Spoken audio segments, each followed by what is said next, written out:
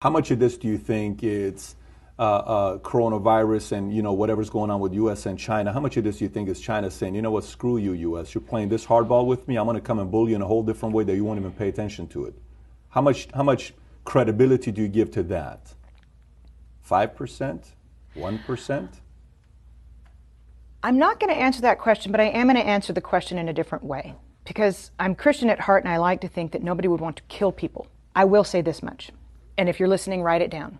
In late November, word had already gotten off of the mainland that there was a virus in Wuhan. On January the 15th, the U.S. trade bill was signed, phase 1. December the 15th. I had a whole month off, December the 15th.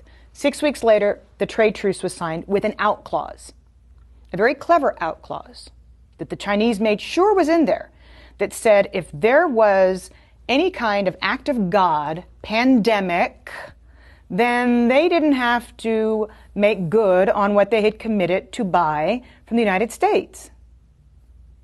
Within days, they announced the first coronavirus.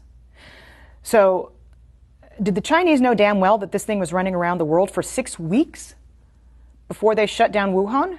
Yes, they did. Is that criminal? Yes, it is. Does it deserve to go in front of a world tribunal? Yes, it does. Because we know that it was the unfettered travel that made this thing a global phenomenon that was impossible to contain. 6 weeks they knew, but they wanted that out clause. And then they underreported what happened in Wuhan, which a toddler could tell you based on what happened in Italy, based on what's happened in Germany and in France and now in the UK with Boris Johnson in the ICU.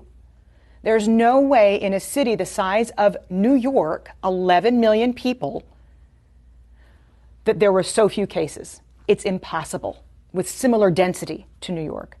So the World Health Organization should be held accountable for not holding China accountable to providing good, valid data so that the rest of the world could prepare for fewer people to die. And that's what you're talking about. To me, these are equivalents to acts of war on the part of China. And then, equally, whether you're talking about NPR or Fox News, most major media outlets on both sides of the aisle came out and reassured the United States that it was just the flu. Within 24 hours of South Korea's first case being reported, the United States' first case was reported. And what we did was dither. We sat on it for 6 weeks and tried to reassure the public that nothing was happening. Somebody should be held accountable for that, because somebody in the United States intelligence community has to have known what was truly going on in Wuhan. We don't have a CIA for nothing. And yet we told Americans for 6 weeks, while South Korea was testing everybody and shutting the country down, that it was just going to be the flu. So there are a lot of responsible bodies right now that have taken us to the point where we're at, inside the country and in China. And they need to be held accountable. So you don't even have to get on the discussion as to whether or not this was a manufactured virus and set upon the world. You don't even have to go that far. If we find that in future investigations, then that needs to be prosecuted. But if we just ascertain what is known and a known hushed up secret that the Chinese knew for 6 weeks about the virus before saying anything on the global stage to get a trade deal signed, somebody needs to look into that, because countless lives have been lost as a result. The damages are in the tens of trillion dollars. We're not talking about small here if that's the case. No, we're not.